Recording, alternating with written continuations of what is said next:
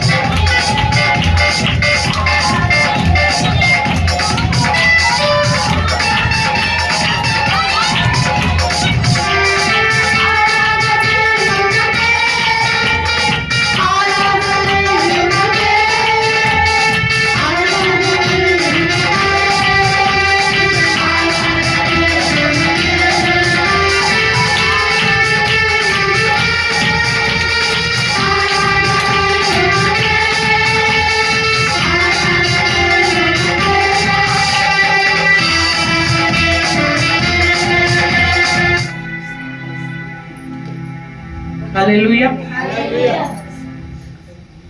எல்லாம் கரங்களை உயர்த்தி, நான் வாழ்ந்தாலும் உம்மோடுதான், மரித்தாலும் உம்மோடுதான். நான் வாழ்ந்தாலும் உம்மோடுதான், மரித்தாலும் உம்மோடுதான். உம்மை போல என்னை மாற்றுமையா, என்னை உமக்கே தந்தேனையா. உம்மை போல என்னை மாற்றுமையா, என்னை உமக்கே தந்தேனையா. வாழ்ந்தாலும் உம்மோடுதான், மரித்தாலும் உம்மோடுதான். நான் வாழ்ந்தாலும் உம்மோடுதான், மரித்தாலும் உம்மோடுதான். உமக்காகத்தானே உயிர் வாழ்கிறேன், உம்மைத்தானே நேசிக்கிறேன். உமக்காகத்தானே உயிர் வாழ்கிறேன், உம்மைத்தானே நேசிக்கிறேன். வாழ்ந்தாலும் உம்மோடுதான், மரித்தாலும் உம்மோடுதான். நான் வாழ்ந்தாலும் உம்மான், மரித்தாலும் உம்மோடுதான். ஆத்மாபாரத்தை தாருமையா, அபிஷேகத்தால் என்னை நிரப்புமையா. ஆத்மாபாரத்தை தாருமையா, அபிஷேகத்தால் என்னை நிரப்புமையா. வாழ்ந்தாலும் இயேசுதான், மரித்தாலும் இயேசுதான். நான் வாழ்ந்தாலும் இயேசுதான், மரித்தாலும் இயேசுதான். வாழ்ந்தாலும் இயேசுதான், மரித்தாலும் இயேசுதான். ஹல்லேலூயா, ஹல்லேலூயா, ಹಲ್ಲೆಲೂಯಾ. ಇವಾಗ ನಾನು ಎರಡು ಕಾರ್ಯಗಳ ಬಗ್ಗೆ ನಾನಿಲ್ಲ, ಯೇಸು ಸ್ವಾಮಿ ಮಾತಾಡಕ್ಕೆ ಇಷ್ಟಪಡ್ತಾ ಇದ್ದಾರೆ. ಎರಡು ಕಾರ್ಯ ಅಂತ ಅಂದ್ರೆ, ಒಂದು ಅಸುತ್ತ ಆತ್ಮನು ನಮ್ಮೊಳಗಡೆ ಬಂದ್ರೆ ಏನ್ ಕ್ರಿಯೆ ನಡೆಯುತ್ತೆ, ಪರಿಶುದ್ಧ ಆತ್ಮನು ನಮ್ಮೊಳಗಡೆ ಬಂದ್ರೆ ಏನ್ ಕ್ರಿಯೆ ನಡೆಯುತ್ತೆ. ಎರಡಕ್ಕೂ ನಾವು ವ್ಯತ್ಯಾಸ ಕಾಣು ಅಂತ அபிஷேகம்னு தேவரத்துல கேட்பேன்.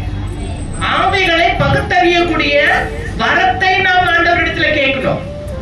இந்த ಕಡೆಸಿ ಕಾಲದಲ್ಲಿ, ಕೊನೆ ಕಾಲದಲ್ಲಿ ಸೈತಾನ್ ಕೂಡ ಅನ್ಯ ಭಾಷೆ ಮಾತಾಡುತ್ತೆ. ಅವಾಗ ನೋಡ್ರಿ, ನಮ್ ಯೇಸು ಸ್ವಾಮಿ ಕೆಲವು ಕಾರ್ಯಗಳು ನಮ್ಮ ಬಗ್ಗೆ ನಮ್ಮ ಜೊತೆನೆಲ್ಲ ಮಾತಾಡಕ್ಕೆ ಇಷ್ಟಪಡ್ತಾರೆ. ಮರಿಯಾಳು, ಯೇಸುವಿನ ತಾಯಿ. ಮರಿಯಾಳು ಯಾರಂತ ನಿಮ್ಮೆಲ್ರಿಗೂ ಗೊತ್ತಿದೆ, ನಮ್ಮೆಲ್ರಿಗೂ ಗೊತ್ತಿದೆ.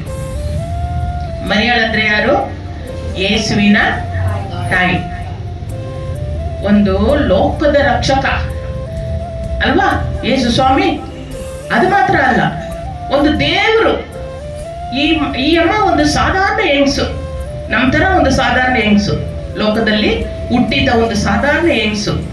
ಆದ್ರೆ ಆ ಅಮ್ಮನ ಆರಿಸಿಕೊಂಡು ದೇವರು ಆಕಾಶ ತೂದರ್ ಬಂದು ಅವ್ರ ಹತ್ರ ಹೇಳ್ತಾರೆ, ಇದು ಕ್ರಿಸ್ಮಸ್ಗೆ ಹೇಳ್ಬೇಕು, ಪರವಾಗಿಲ್ಲ ಹೇಳ್ಬೇಕು. ಅವ್ರ ಹತ್ರ ಬಂದು ಹೇಳ್ತಾರೆ, ನೀನು ಈ ರೀತಿ ಬಂದ್ಬಿಟ್ಟು ಒಂದು ರಕ್ಷಕನನ್ನು ನಿನ್ ಹೊಟ್ಟೆನಲ್ಲಿ ಹುಟ್ಟುತ್ತಾನೆ ಅಂತ. ಅವಾಗ ಅಯ್ಯಮ್ಮ ಆತರ ಹೇಳುವಾಗ ಅಯ್ಯಮ್ಮನ ಮೇಲೆ ಅಭಿಷೇಕ ಇಳಿದು ಬರುತ್ತೆ. ಅಭಿಷೇಕ ಇಳಿದು ಬಂದ್ರೆ ಅಯ್ಯಮ್ಮ ಎಷ್ಟು ಶಾಂತವಾಗಿರ್ತಾಳೆ ಗೊತ್ತಾ? ಮರಿಯಾಳು ಯಾವ ಜಾಗದಲ್ಲಿ ಕೂಡ ಅವಳು ನನ್ನ ಮೇಲೆ ಅಭಿಷೇಕ ಬಂದಿದೆ ಅಂತ ಹೇಳಿ ಅವಳು ಏನು ಮಾಡಿಲ್ಲ. ಅವಳು ದೇವದೂತನ ಹತ್ರ ಏನಂತ ಕೇಳ್ತಾಳೆ, ಇದು ಹೆಂಗ್ ಸಾಧ್ಯ ಅಂತ. ನಿನ್ನಿಂದ ಸಾಧ್ಯ ಅಲ್ಲ, ದೇವರಿಂದ ಎಲ್ಲ ಸಾಧ್ಯ, ಎಲ್ಲ ಸಾಧ್ಯ. ಅವಾಗ ನೋಡ್ರಿ, ಅಭಿಷೇಕ ಮಗಳ ಮೇಲೆ ಬಂದ ಮೇಲೆ, ಆಕಾಶ ತೂತ ಬಂದು ಮಾತಾಡಿದ ಮೇಲೆ ಅವಳು ಯಾವ ತರ ಶಾಂತವಾಗಿ ಹೆಂಗ್ ಹೇಳ್ತಾಳೆ ಅಂತಂದ್ರೆ, ಅವಳ ಫ್ರೆಂಡು ಎಲಿಸಬೆತ್ ಆ ಎಲಿಸಬೆತ್ತು 6 ತಿಂಗಳು ಮರಿಯಾಳಿಗಿನ ದೊಡ್ಡವಳು, ಆದ್ರೆ ಅವ್ರಿಬ್ರು ಫ್ರೆಂಡ್ ಆಗಿರ್ತಾರೆ. ಅವಾಗ ಅವಳ ಫ್ರೆಂಡನ್ನ ಬಸ್ರಿ ತುಂಬಾ ವಯಸ್ಸಾದ ಮೇಲೆ ಆ ಎಲಿಸಬೆತ್ಗೆ ಮಗು ಆಗಿದೆ, ದೇವ್ರ ಮಗು ಕೊಟ್ಟಿದ್ದಾರೆ. ಅವಾಗ ಅವಳನ್ನ ನೋಡ್ಬೇಕಂತ ಆಸೆ. ಆವಾಗ ಮರಿಯಾ ಏನ್ ಮಾಡ್ತಾಳೆ, ಅವ್ರ ಮನೆಗೆ ಹೋಗ್ತಾರೆ, ಅವ್ರ ಊರಿಗೆ ಹೋಗ್ತಾರೆ. ಹೋಗಿ 6 ತಿಂಗಳು ಅವಳ ಜೊತೆನಲ್ಲಿ ಇರ್ತಾರೆ ಮರಿಯಾ. ಅವಾಗ ನೋಡ್ರಿ, ಅವಳು ಪರಿಶುದ್ಧ ಆತ್ಮನು ಅವ್ರ ಮೇಲೆ ಇಳಿದು ಬಂದ ಮೇಲೆ ಅವಳು ಏನ್ ಮಾಡ್ತಾಳೆ ಅಂತ ನೋಡೋಣ. ಲೂಕ 1ರಲ್ಲಿ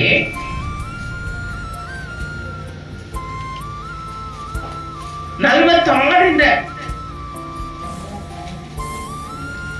45ರಿಂದ 50ವರೆಗೂ ಯಾರಾದ್ರೂ ಓದ್ರಿ. ಇನ್ನು ಕೂಡ ಓದ್ಬೋದು, ಈ ಮನೆಯಲ್ಲಿ ಹೋಗಿ ಓದ್ಬೋದು. ಓದ್ರಿ ಯಾರಾದ್ರೂ. ನಂಬಿದವಳಾದ ನೀನು ಧನ್ಯಳು. ನೋಡಿದ್ರ, ದೇವರನ್ನ ನಂಬಿದ ಎಲಿಸಬೆತ್ ಅಮ್ಮನ ನೋಡಿ ಹೇಳ್ತಾಳೆ, ಎಲಿಸಬೆತ್ ಅಮ್ಮನ ನೋಡಿ, ನೀನು ದೇವರನ್ನ ನಂಬಿದವಳು, ನೀನು ಧನ್ಯಳು. ಯಾಕಂದ್ರೆ ಇಷ್ಟು ವಯಸ್ಸಾದ ಮೇಲೆ ನಿನಗೆ ನೀನ್ ದೇವರನ್ನ ನಂಬಿದ್ರಿಂದ ನಿನಗೆ ಒಂದು ಮಗುವನ್ನು ದೇವರು ಕೊಟ್ಟಿದ್ದಾರೆ, ನೀನು ಧನ್ಯಳು. ಯಾರು ಹೇಳ್ತಾ ಇರೋದು? ಮರಿಯಾಳನೇ ಹೇಳ್ತಾ ಇದ್ದಾಳೆ.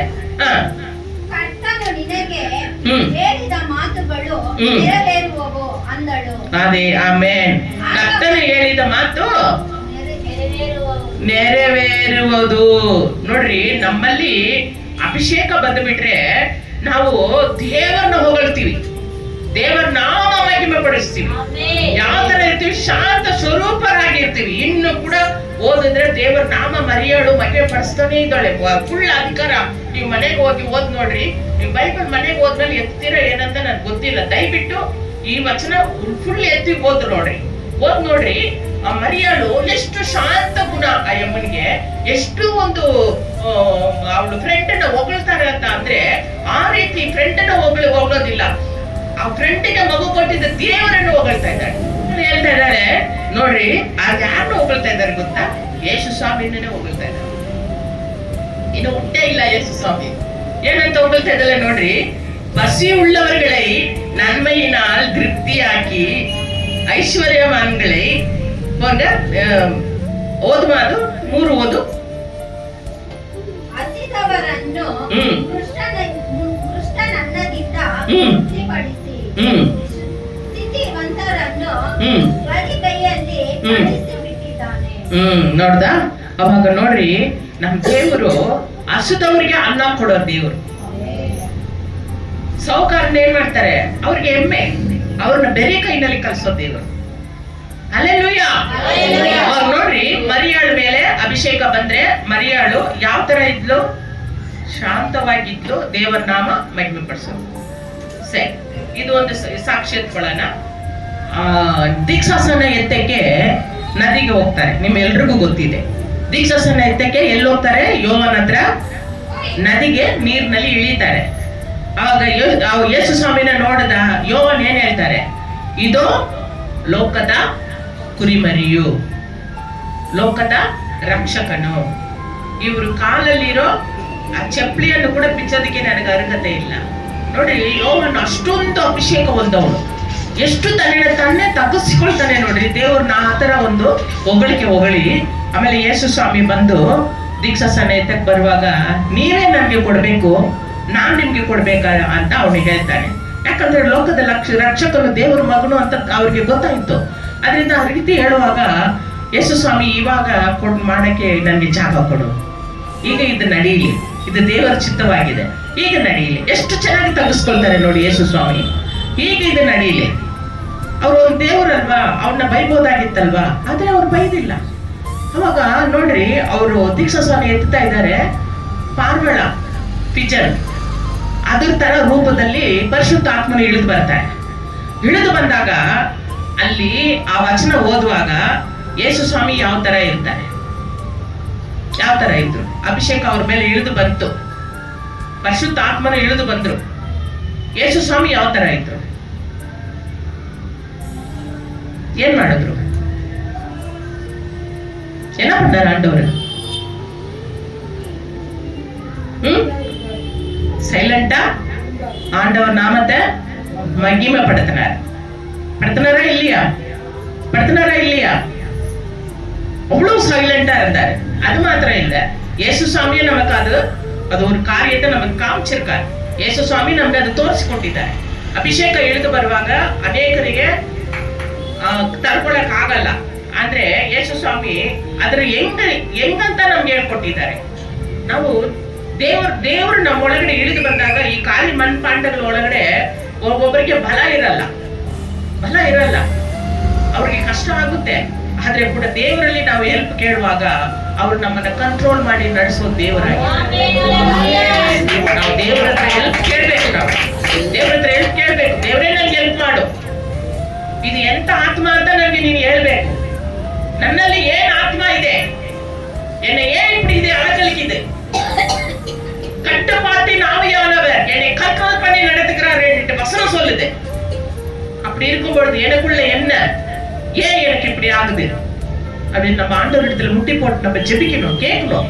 கேட்கும்போது ஆண்டவர் அழகா அத ஆவியானவரா இருந்தா எடுத்து கண்ட்ரோல் பண்ணி நடத்துவாரு.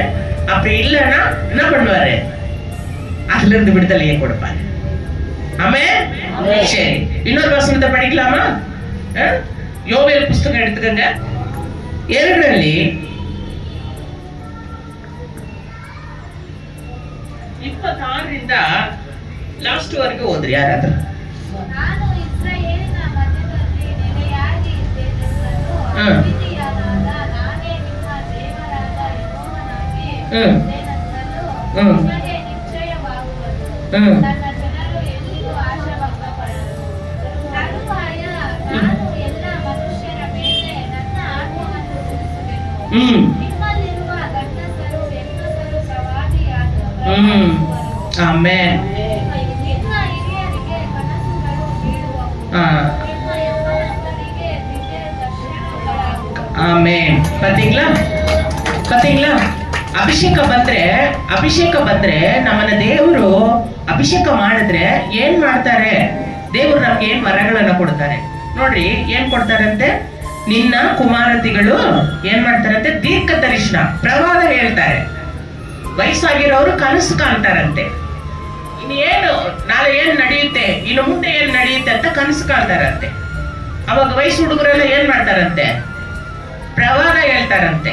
ನಮ್ಗೆ ಅಭಿಷೇಕ ಬಂದ್ರೆ ನಾವು ವಯಸ್ಸು ಹುಡುಗರು ಪ್ರವಾದ ಹೇಳ್ತಾರೆ. ಮತ್ತೆ ವಯಸ್ಸಾಗಿರೋರೆಲ್ಲ ಏನ್ ಮಾಡ್ತಾರೆ, ಕನಸು ಕಾಣ್ತಾರಂತೆ. ಅವಾಗ ನೋಡ್ರಿ, ವಾಲಿಬಾರ್ ದರ್ಶನಗಳೇ ಕಾಣಬಾರ್ದು. ವಯಸ್ಸು ಹುಡುಗರು ದರ್ಶನಗಳನ್ನ ಕಾಣಿಸ್ತಾರಂತೆ. ಆ ತರ ಯೇಸು ಸ್ವಾಮಿ ನಮ್ಮನ್ನ ಅಭಿಷೇಕ ಮಾಡಿದಾಗ, ಹೋಲಿ ಸ್ಪಿರಿಟ್ ನಮ್ಮಲ್ಲಿ ಬಂದಾಗ ಇದೇ ನಡೆಯೋದು. ಶಾಂತವಾಗಿರ್ತಾರೆ, ತಾಳ್ಮೆಯಿಂದ ಇರ್ತಾರೆ. ಅವರಲ್ಲಿ ಅಭಿಷೇಕ ಇದೆ ಅಂತಾನೆ ಯಾರಿಗೂ ಗೊತ್ತಾಗಲ್ಲ. இந்த அம்மாக்கு அபிஷேகம் இருக்குதுன்னு தெரியாது, யாருக்கும் தெரியாது. நம்ம அபிஷேகம் அப்படித்தான் இருக்கணும். எங்க செயல்படுத்தணுமோ அங்கதான் செயல்ಪಡ್ತணும். ಎಲ್ಲಿ ನಾವು ಅಭಿಷೇಕವನ್ನು ಯೂಸ್ ಮಾಡಬೇಕು ಅಲ್ಲೇ ಮಾಡಬೇಕು. ನೋಡ್ರಿ, ದೇವ್ರ ವಚನ ಅದೇ ಹೇಳ್ತಾ ಇದೆ, ಊಳಿಯ ಕಾರ್ಯಗಳ ಮೇಲೂ ಊಳಿಯ ಕಾರ್ಯಗಳ ಮೇಲೂ. ಈ ಕೊನೆ ಕಾಲದಲ್ಲಿ ಹೆಂಗಸರು ಸೇವೆ ಮಾಡ್ಬೇಕು. ನಾವು ಸೇವೆ ಸ್ಟಾರ್ಟ್ ಮಾಡಿದಾಗ ಅನೇಕ ಜನರು ಹೇಳಿದ್ರು, ಗಂಡಸರು ಹೊಟ್ಟೆ ಕಿಚ್ಚಿಗೆ ಪಾಸ್ಟರ್ಗಳು, ಹೆಂಗಸರು ಹೋಗಿ ಸೇವೆ ಮಾಡ್ಬೋದಾ, ನಮ್ಗೆ ಈಕ್ವಲಾಗಿ ಹೋಗಿ ಬಲಿಪೀಠದ ಮೇಲೆ ನಿಂತ್ಕೊಬೋದಾ ಅಂತೆಲ್ಲ ಹೇಳೋದು. ಆದ್ರೆ ಯೇಸು ಸ್ವಾಮಿ ಏನ್ ಹೇಳಿದ್ದಾರೆ ನೋಡ್ರಿ, ಓದೋದು. ಆ ದಿನಗಳಲ್ಲಿ ದಾಸ ದಾಸಿಯರು, ಅವಾಗ ದೇವರಿಗೆ ಸೇವೆ ಮಾಡೋ ದಾಸ, ಹೆಂಗಸರು ಗಂಡಸರು ಇಬ್ಬರ ಮೇಲೆ ಕೂಡ ನನ್ನ ಆತ್ಮವನ್ನು ಸುರಿಸ್ತೀನಿ. ಅವಾಗ ನಾವು ಎಲ್ಲಿದ್ದೀವಿ, ಕೊನೆ ಕಾಲದಲ್ಲಿ ನಾವಿದ್ದೀವಿ. ನಾವೆಲ್ಲಿದ್ದೀವಿ, ಕೊನೆ ಕಾಲದಲ್ಲಿ ಇದ್ದೀವಿ. ಮತ್ತೆ ಓದಮ್ಮ.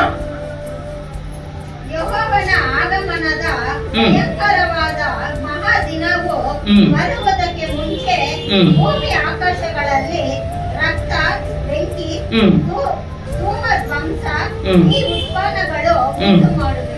ಆಮೆನ್. ಇವಾಗ ನೋಡ್ರಿ, ಕೊನೆ ಕಾಲದಲ್ಲಿ ನಾವಿದ್ದೀವಿ. ದೇವರು ಬರೋ ತುಂಬಾ ಕಠಿಣವಾದ ಒಂದು ಕಾಲದಲ್ಲಿ ನಾವಿದ್ದೀವಿ. ದೇವರು ಬರೋ ಒಂದು ಕಾಲದಲ್ಲಿ ನಾವಿದ್ದೀವಿ. ಎಷ್ಟು ಹುಷಾರಾಗಿ ನಾವಿರ್ಬೇಕು, ಅಷ್ಟು ಹುಷಾರಾಗಿ ನಾವಿರ್ಬೇಕು. ನಾವು ಏಮಾರ್ಬಿಡಬಾರ್ದು, ನಾವು ವಂಚಿಸಲ್ಪಟ್ಟು ಹೋಗ್ಬಾರ್ದು. ಮತ್ತೆ 24ನ ಅಧಿಕಾರದಲ್ಲಿ ದೇವರು ಹೇಳ್ತಾ ಇದ್ದಾರೆ, ಕೊನೆ ಕಾಲದಲ್ಲಿ ಅನೇಕ ಕಳ್ಳ ಪ್ರವಾದಿಗಳು, ಕಳ್ಳ ದೀರ್ಘದರ್ಶಿಗಳು, ಕಳ್ಳ ಬೋಧಕರುಗಳು ಎದ್ದೊಳ್ತಾರೆ. ಇದೋ ಅಲ್ಲಿ ಕ್ರಿಸ್ತನು, ಇದೋ ಇಲ್ಲಿ ಕ್ರಿಸ್ತನು, ಆ ಮೈದಾನದಲ್ಲಿ ಬಂದಿದ್ದಾರೆ, ಆ ಗ್ರೌಂಡ್ ಅಲ್ಲಿ ಬಂದಿದ್ದಾರೆ, ಆ ಮನೆಯಲ್ಲಿ ಬಂದಿದ್ದಾರೆ, ಆ ಚರ್ಚಲ್ಲಿ ಬಂದಿದ್ದಾರೆ ಅಂತ ಹೇಳಿದ್ರೆ ಏನ್ ಮಾಡ್ಬೇಡ್ರಿ ಅಂತ ಫಸ್ಟೇ ನಾನು ನಿಮ್ಗೆ ಹೇಳ್ಬಿಟ್ಟಿದ್ದೀನಿ ಅಂತ ಯಾರು ಹೇಳಿರೋದು? ಯೇಸು ಸ್ವಾಮಿ ಹೇಳಿದ್ದಾರೆ. ಇವತ್ತು ಅನೇಕ ಕಳ್ಳ ದೀರ್ಘದರ್ಶಿಗಳು, ಕಳ್ಳ ಬೋಧಕರುಗಳು ಜಾಸ್ತಿ ಆಗ್ಬಿಟ್ಟಿದ್ದಾರೆ. ಅವರಲ್ಲಿ ಏನ್ ಕೆಟ್ಟ ಕಿರಿಯಗಳು ನಡೀತಾ ಇದೆ ಅಂತ ಜನಗಳಿಗೆ ಗೊತ್ತೇ ಇಲ್ಲದ ತಲೆನ ತಗೊಂಡೋಗಿ ಅವ್ರ ಹತ್ರ ಕೊಟ್ಟು ಬಿಡ್ತಾರೆ. ಅವರಲ್ಲಿ ಕೆಟ್ಟ ಸ್ಪಿರಿಟ್ ಇವ್ರ ಮೇಲೆ ಇಳಿದು ಬರುತ್ತೆ. ಹುಷಾರ್. ಈ ಕೊನೆ ಕಾಲದಲ್ಲಿ ನಾವು ಎಷ್ಟು ಹುಷಾರಾಗಿರ್ಬೇಕು ಅಷ್ಟು ಹುಷಾರಾಗಿರ್ಬೇಕು. ಪೌಲನು ಹೇಳ್ತಾ ಇದ್ದಾರೆ, ಎಲ್ಲರ ಹತ್ರ ಹೋಗಿ ತಲೆಯನ್ನು ಕೊಡ್ಬೇಡ್ರಿ ಅಂತ. ಯಾಕಂದ್ರೆ ಅವರಲ್ಲಿರೋ ಸ್ಪಿರಿಟ್ ಯಾವ್ದು ಅಂತ, ಅವರಲ್ಲಿರೋ ಇದು ಆತ್ಮ ಪರಿಶುದ್ಧ ಆತ್ಮನ ಇಲ್ಲ ಅಶುದ್ಧ ಆತ್ಮನ ಅಂತ ನಮ್ಗೆ ಗೊತ್ತಿಲ್ಲ. ಅದಕ್ಕೆ ಇವಳು ಪೌರು ಹೇಳ್ತಾ ಇದ್ದಾರೆ, ಯಾರ ಹತ್ರ ಹೋಗಿ ತಲೆಯನ್ನು ಕೊಡ್ಬೇಡ್ರಿ ಅಂತ. ಇವತ್ತು ಜನಗಳು ಹಿಂಗಾಗ್ಬಿಟ್ಟಿದ್ದಾರೆ, ಕುರಿಮರಿಗಳ ತರ ಆಗ್ಬಿಟ್ಟಿದ್ದಾರೆ. ಯಾರಾದ್ರೂ ಬಂದು ಪ್ರಾರ್ಥನೆ ಮಾಡಿ ಚೆನ್ನಾಗಿ ಪ್ರಸಂಗ ಮಾಡಿಬಿಟ್ರೆ ತಕ್ಷಣ ಹೋಗ್ಬಿಟ್ಟು ತಲೆಯನ್ನು ಕೊಟ್ಬಿಡ್ತಾರೆ. ಅವರಲ್ಲಿರೋ ಕೆಟ್ಟ ಸ್ಪಿರಿಟ್ ಒಳ್ಳೆ ಸ್ಪಿರಿಟ್ ಏನಂತಲೇ ಗೊತ್ತಿಲ್ಲ. ಅವರಲ್ಲಿರೋದು ಅವ್ರ ಮೇಲೆ ಬಂದ್ಬಿಡುತ್ತೆ. ಕೊನೆ ಕಾಲ ವಂಚಿಸೋ ಆತ್ಮಗಳು ಜಾಸ್ತಿ ಆಗ್ಬಿಟ್ಟಿದೆ. ಎಷ್ಟು ನಾವು ಜಾಗ್ರತೆಯಾಗಿರ್ಬೇಕು, ಎಷ್ಟು ನಾವು ಹುಷಾರಾಗಿರ್ಬೇಕು, ಅಷ್ಟು ಒಂದು ಜಾಗ್ರತೆಯಾಗಿ ಹುಷಾರಾಗಿರ್ಬೇಕು. ಕೊನೆ ಕಾಲದಲ್ಲಿ ನಾವು ಬದುಕ್ತಾ ಇದ್ದೀವಿ. ಅಲ್ಲಿ ಕ್ರಿಸ್ತನು, ಇಲ್ಲಿ ಕ್ರಿಸ್ತನು, ಆ ಸಭೆಯಲ್ಲಿ ಕ್ರಿಸ್ತನು, ಈ ಚರ್ಚಲ್ಲಿ ಕ್ರಿಸ್ತನು ಇದಾರೆ ಅಂತ ಅಂದ್ರೆ ಹೋಗ್ಬೇಡ್ರಿ ಅಂತ ದೇವರು ಹೇಳ್ತಾ ಇದ್ದಾರೆ. ಹೋಗ್ಬೇಡ್ರಿ. ಯಾಕಂದ್ರೆ ನಮ್ಗೆ ಅಷ್ಟೊಂದು ಇದು ಇಲ್ಲ, ನಮ್ಗೆ ಅದನ್ನ ಅರಿವು ನಮ್ಗಿಲ್ಲ. ಇದು ಒಳ್ಳೇದಾ ಇದು ಕೆಟ್ಟದಾ ಅನ್ನೋ ಅರಿವು ನಮ್ಗಿಲ್ಲ. ಆತರ ಯಾಕಂದ್ರೆ ಕೊನೆ ಕಾಲದಲ್ಲಿ வெளிப்படுத்தின ವಿಶೇಷ ಪ್ರಕಟಣೆಗಳಲ್ಲಿ ದೇವರು ಹೇಳಿದ್ದಾರೆ, ಕೊನೆ ಕಾಲದಲ್ಲಿ ಸೈತಾನ್ಗಳು ಕೂಡ ಏನ್ ಮಾಡುತ್ತಂತೆ, ಅದ್ಭುತಗಳನ್ನು ಅರಿಸೆಗಳನ್ನು ಮಾಡುತ್ತಂತೆ, ಆಕಾಶದಿಂದ ಬೆಂಕಿ ಇಳಿಸ್ತಂತೆ. ಅವಾಗ ಅದು ಅದ್ಭುತ ಅರಿಸೆ ಮಾಡುವಾಗ ದೇವ್ರ ಹತ್ರ ಯಾರಾದ್ರೂ ಬರ್ತಾರ ದೇವ್ರ ಹತ್ರ? ನಾವು ಹೋಗಿ ಹೇಳಿದ್ರೆ ನಮ್ ದೇವ್ರು ಅದ್ಭುತ ಮಾಡ್ತಾ ಇಲ್ವಾ? ಆಕಾಶದಿಂದ ಬೆಂಕಿ ಇಳಿಸ್ತಾ ಇದ್ದೆ ನಮ್ ದೇವ್ರು, ನಿಮ್ ದೇವ್ರು ಏನ್ ಮಾಡ್ತಾ ಇದೆ, ನಾವ್ ಯಾಕೆ ಬರ್ಬೇಕು ಅಂತ ಕೇಳೋ ಒಂದು ಇನ್ನು ಸ್ವಲ್ಪ ಮುಂದೆ ಕಾಲದಲ್ಲಿ ಈ ರೀತಿನೇ ನಡೆಯುತ್ತೆ. ಗುಜರಾತ್ ಅಲ್ಲಿ ಆ ಕಡೆ ಎಲ್ಲ ನೋಡ್ರಿ ಒಂದು ಆರ್ಡರ್ ಹಾಕಿದಾರಂತ, ಜ್ಞಾನ ಯಾರಿಗೂ ಕೊಡಬಾರ್ದಂತೆ, ಕೊಟ್ಟವ್ರಿಗೆ ಲೈಫ್ ಲಾಂಗ್ ಜೈಲ್. ಆ ರೀತಿ ಮಾಡಕ್ ಹೋಗ್ಬೇಡ, ಟೈಮ್ ಬರುತ್ತೆ ಅವಾಗ ಮಾಡ್ಕೊಡೋಣ ಅಂತ. ಸರಿ, ಇವಾಗ ಪರಿಶುದ್ಧ ಆತ್ಮ ಬಂದ್ರೆ ಏನೆಲ್ಲ ನಡೆಯುತ್ತೆ, ಯಾವ ತರ ಅವ್ರು ಇರ್ತಾರೆ ಅಂತ ನಾವು ನೋಡ್ತೀವಿ ಅಲ್ವಾ? ಅವ್ರು ಏನ್ ಮಾಡ್ತಾರೆ? ಪ್ರವಾದ ಹೇಳ್ತಾರೆ, ಕನಸು ಕಾಣ್ತಾರೆ, ದರ್ಶನ ನೋಡ್ತಾರೆ, ಎಲ್ಲ ದೀರ್ಘದರ್ಶನ ಪ್ರವಾದ ಎಲ್ಲ ಹೇಳ್ತಾರೆ. ಅವಾಗ ಅಭಿಷೇಕ ಬಂದ್ರೆ ಆ ರೀತಿ ಇರ್ತಾರೆ, ಶಾಂತವಾಗಿರ್ತಾರೆ. ಯೇಸು ಸ್ವಾಮಿ ಯಾವ ತರ ಇದ್ರು, ಎಪ್ಪಡಿ ಇರ್ತಾರೆ ಆಂಡವ್ರೆ? ಅಭಿಷೇಕ ಎಪ್ಪಳು ಸತ್ತವ್ರನ್ನ ಬದುಕಿಸಿದ್ರು, ಎಬ್ಬರಿಸಿದ್ರು ದೇವರು. ಸರಿ, ಲಾಜರು ಕಲ್ರೆ ಹತ್ರ ಹೋಗಿ ನಿಂತ್ಕೊಳ್ತಾರೆ. ಲಾಜರು ಇಳಿದು அப்படின்னாரா? வாடா லாசர் வாடா அண்ணாரா சொன்னாரா? அப்படி என்ன பண்ணாரு? லாசருவே வெளியே வா என்று ஒரு வார்த்தை தான் அழகா நின்னுட்டு சொன்னாரு. ஆடல அசையில என்ன பண்ணல, அழகா ஒரே ஒரு வார்த்தை சொன்னார். அவருடைய வார்த்தை அவனை போய் உயிர்ப்பித்தது. அவன் எழுப்பி வந்தான். இதுதான் அபிஷேகம், இதுதான். சரி, ಅಭಿಷೇಕತೆ ಪತ್ತಿ ನಮಗೆ ಆಂಡವ್ರದೆಲ್ಲ சொல்லி ಕೊಡ್ತಾರೆ. ಆಂಡವ್ರ ಈಗ ಉಣ್ಮೆ ಇನ್ನೊಂದು ಆತ್ಮ ಅದು ಬಂದ್ರೆ ಯಾವ ತರ ಮಾಡುತ್ತೆ ಅಂತ ನೋಡೋಣ. ಪುಸ್ತಕ ಎತ್ಕೊಳ್ಳಿ. 25, 26, 27 ಯಾರಾದ್ರೂ. ಆಗ ಯೇಸು ಜನರ ಗುಂಪು ಓಡಿ ಬರುವುದನ್ನು ಕಂಡು ಆ ದೆವ್ವವನ್ನು ಗದರಿಸಿ, ಕಿವುಡಾದ ಮೂಕ ದೆವ್ವವೇ, ಇವನನ್ನು ಬಿಟ್ಟು ಹೋಗು, ಇನ್ನು ಮುಂದೆ ಬೇಡವೆಂದು ನಾನು ನಿನಗೆ ಅಪ್ಪಣೆ ಕೊಡುತ್ತೇನೆ ಅಂದನು. ಇನ್ನು ಎರಡು ವಚನ ಓದು. ಆಗ ಅದು ಅಬ್ಬರಿಸಿ ಅವನನ್ನು ಒದ್ದಾಡಿಸಿ ಬಿಟ್ಟು ಹೋಯಿತು. ಆ ಹುಡುಗನನ್ನು ಸತ್ತ ಹಾಗೆ ಇದ್ದಿದ್ದರಿಂದ ಬಹು ಜನರು ಸತ್ತು ಹೋದ ಅಂದರು. ಬಹು ಜನರು ಅವನ ಸತ್ತ ತರ ಬಿದ್ದೋದ. ಬಹು ಜನರು ಅವನ ನೋಡಿ ಅವನು ಸತ್ತೋಗ್ಬಿಟ್ಟಿದ್ದಾನೆ ಅವನು ಅಂತ ಅನೇಕ ಜನರಲ್ಲಿ ಇದ್ದವರೆಲ್ಲ ಆತರ ಒಂದು ಅನ್ಕೊಳ್ತಾರೆ. ಆದರೆ ಆದರೆ ಯೇಸು ಅವನನ್ನು ಕೈ ಹಿಡಿದು ಎಬ್ಬಿಸಲು ಅವನು ಎದ್ದು ನಿಂತನು. ಯೇಸು ಮನೆಗೆ ಬಂದಾಗ ಆತನ ಶಿಷ್ಯರು ಅದನ್ನು ಬಿಡಿಸಲಿಕ್ಕೆ ನಮ್ಮಿಂದ ಯಾಕೆ ಆಗಲಿಲ್ಲ. ಸಾಕು ಬಿಡು, ಅಷ್ಟು ಮಾತ್ರ ಸಾಕು. ಇಲ್ಲಿ ನೋಡ್ರಿ, ಅವನು ಏನ್ ಮಾಡ್ತಾನೆ, ಅಲ್ಲಿ ಜನರೆಲ್ಲ ಓಡಿ ಬರೋದನ್ನ ನೋಡಿ ದೇವರು, ಒಂದು ದೆವ್ವ ಹಿಡಿದಿರೋರು ರೋಡಲ್ಲಿ ಬಂದ್ರೆ ಏನ್ ಮಾಡ್ತಾರೆ, ಎಲ್ಲರೂ ಅಟ್ಟಿಸ್ಕೊಂಡ್ ಬರ್ತಾರೆ. ನೋಡಿದೀವಲ್ವಾ, ಒಂದು ಹುಚ್ಚನ್ನ ನೋಡಿದ್ರೇನೋ ಅಟ್ಟಿಸ್ಕೊಂಡ್ ಬರ್ತಾರೆ, ದೆವ್ವ ಹಿಡಿದಿರೋರನ್ನ ನೋಡಿದ್ರೇನೋ ಅಟ್ಟಿಸ್ಕೊಂಡ್ ಬರ್ತಾರೆ. ಆ ರೀತಿ ಇವನ್ನ ಅಟ್ಟಿಸ್ಕೊಂಡ್ ಬರುವಾಗ ಅಲ್ಲಿ ಬಂದ್ಬಿಟ್ಟು ದೇವ್ರ ಹತ್ರ ಬಂದಾಗ ಅವನು ದೇವ್ರು ಏನ್ ಮಾಡ್ತಾರೆ, ದೇವ್ರು ಮುಂದೆ ಬಂದಿದ ತಕ್ಷಣನೇ ಆ ಸೈತಾನ್ಗೆ ಏನಾಗ್ಬಿಡುತ್ತೆ, ಭಯ ಬಂದ್ಬಿಡುತ್ತೆ. ಆ ಸೈತಾನ್ ಅವನ್ನ ಬಿಟ್ಟು ಹೊರಟೋಗುತ್ತೆ. ಹೊರಟೋದ್ಮೇಲೆ ದೇವರು ಅವನು ಸೆತ್ತೋದವನ್ಗೆ ಬಿದ್ದೋಗಿರ್ತಾನೆ. ಹೆಂಗ್ ಬಿದ್ದೋಗಿರ್ತಾನೆ, ಸೆತ್ತವನ ತರ ಬಿದ್ದಿರ್ತಾನೆ. ಅವಾಗ ಅವನಿಗೆ ಗೊತ್ತೇ ಇಲ್ಲ, ನಾನು ಎಲ್ಲಿ ಬಿದ್ದಿದ್ದೀನಿ, ನಾನು ಎಲ್ಲಿ ಬೀಳ್ತಾ ಇದ್ದೀನಿ, ನನ್ಗೆ ಏನಾಗಿದೆ, ನನ್ನ ಮೇಲಿರೋ ಬಟ್ಟೆ ಕೆಳಗಡೆ ಬಿದ್ದಿದ್ಯಾ ಇಲ್ವಾ, ನಾನು ಯಾವ ತರ ಕೆಳಗಡೆ ಬಿದ್ದಿದ್ದೀನಿ ಅನ್ನೋದು ಕೂಡ ಅವನಿಗೆ ಏನಾಗ್ಲಿಲ್ಲ, ಗೊತ್ತಾಗ್ಲಿಲ್ಲ. ಆ ರೀತಿ ಅವನು ಹೋಗಿ ಬಿದ್ದ, ಸೆತ್ತೋದವನಿಗೆ. ಯೇಸು ಸ್ವಾಮಿ ಅವನ ಮೇಲೆ ಮರಿಗೆ ಏನ್ ಹೇಳ್ತಾರೆ, ಬಂದು ಕೈ ಹಿಡಿದು ಎಬ್ಬರಿಸ್ತಾರೆ. ತಕ್ಷಣ ಅವನು ಎದ್ದು ಬಟ್ಟೆಯನ್ನು ಹಾಕೊಂಡು ದೇವರ ಮುಂದೆ ಅವನು ಕೂತ್ಕೊಳ್ತಾನೆ. ದೇವರು ನಮ್ಮನ್ನ ಅಳಕಳಿಸೋ ದೇವರು ಇಲ್ಲ, அழகழிகிற தேவன் நம் தேவன் இல்ல. நம்மளை கண்ட்ரோல் பண்ணி நடத்துற தேவன், கட்டுப்பாட்டின் ஆவியானவர் என்னை கண்ட்ரோல் பண்ணி நடத்துகிறார். இஷ்டம் போல அலைவதில்லை, அவர் சித்தம் செய்து வாழ்பவர் நான். வல்லமையின் ஆவியானவர் என்னுள் வந்துவிட்ட காரணத்தினால் பொல்லாத சாத்தான ஒரு சொல்லால விரட்டி விட்டேன். ஹல்லேலூயா.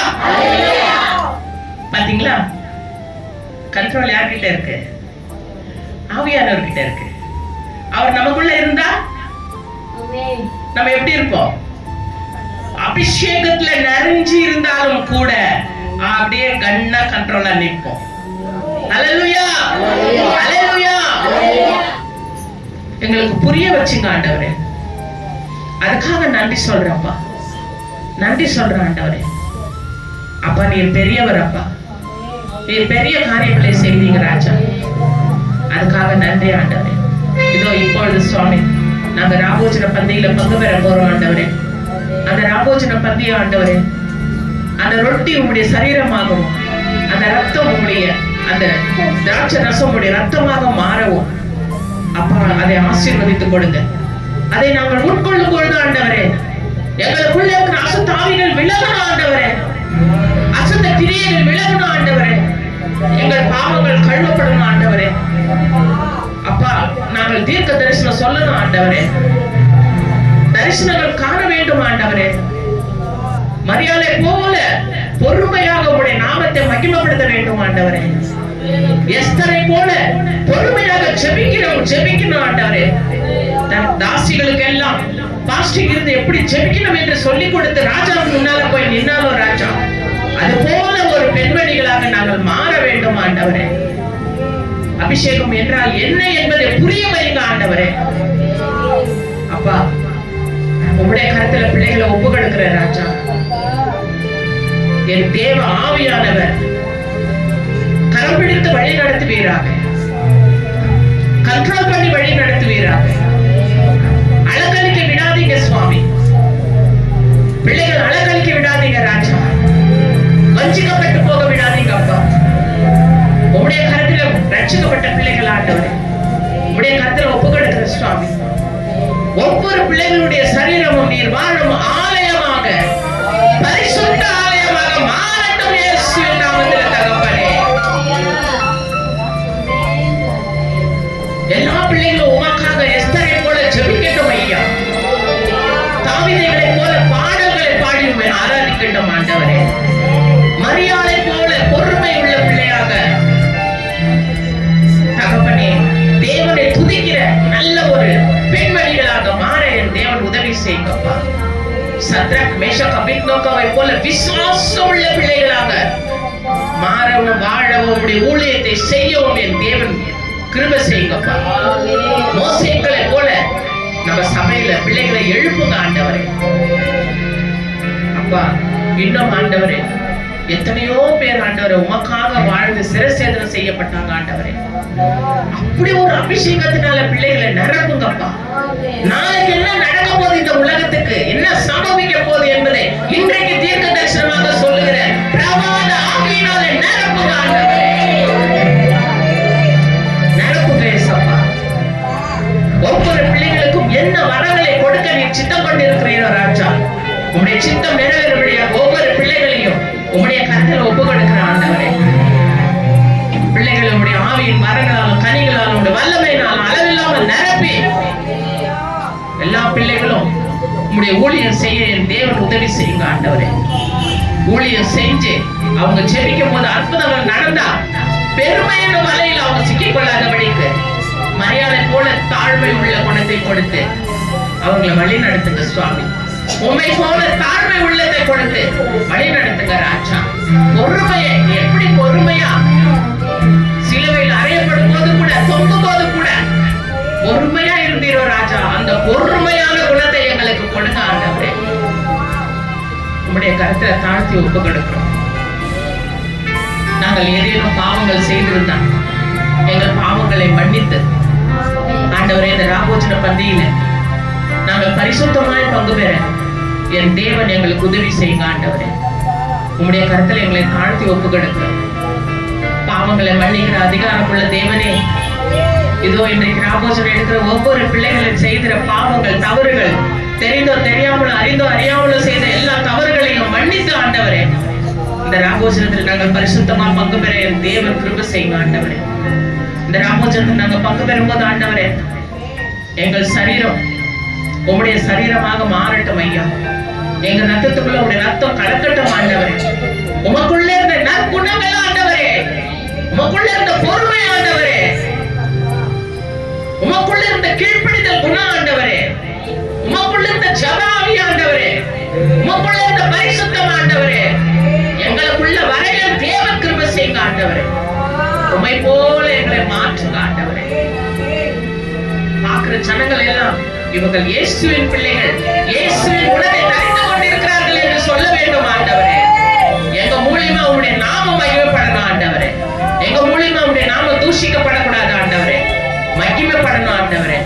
அப்படியாக எங்களை கரம் பிடித்து வழி நடத்துங்கப்பா. உங்களுடைய கரத்தில் ஒப்பு கொடுக்கிறேன். பவுலையும் சீலாவையும் நீர் ஆண்டவரை ஆசீர்வதித்தீரே ராஜா. அவங்க வீடு வீடா போய் ஜெபிக்கும் போது ஆண்டவரே எவ்வளவு 3000 பேர்கள் ஆண்டவரே அப்ப ரட்சிக்கப்பட்டார்கள், ஞானஸ்நானம் எடுத்தார்கள் என்று பைபிள் வசனம் சொல்லுது ஆண்டவரே. அப்படியாக உங்களுடைய பிள்ளைகள் போகும் இடமெல்லாம் ஆண்டவரே அந்நிய ஜனங்கள் ரட்சிக்கப்படணும் ஆண்டவரே. உங்களுடைய நாமம் மகிமைப்படணும் ஆண்டவரே. அப்படியாக எங்க ஊழியத்துல ஒரு எழுப்புதலை கொடுங்க. எங்க உள்ளத்துல, எங்க இல்லத்துல, எங்க சபையில, எங்க தேசத்துல ஒரு எழுப்புதலை கொடுங்க ஆண்டவரே. எங்க மூலியமா ஆண்டவரே இருளில நடக்கிற ஜனங்கள் ஆண்டவரே ஒளியில நடக்க, சத்திய பாதையில நடக்க நாங்கள் ஆண்டவரே அப்பா உதவி செய்ய எங்களுக்கு நீங்க பலம் கொடுங்க ஆண்டவரே. எங்களை வழி நடத்துங்கப்பா. உங்களுடைய கருத்துல எங்களை தாழ்த்தி ஒப்பு கொடுக்கிறோம். இது எங்களோட கூட பேசினதற்காக உமக்கு நன்றி சொல்றேன் ஆண்டவரே. தகப்பனை வலக்கைக்கு இடக்கைக்கு வித்தியாசம் காணும்படியாக நீர் எங்களுக்கு கிருபை செய்ததுக்காக உமக்கு நன்றி சொல்றேன் ஆண்டவரே. இயேசுவின் நாமத்தில்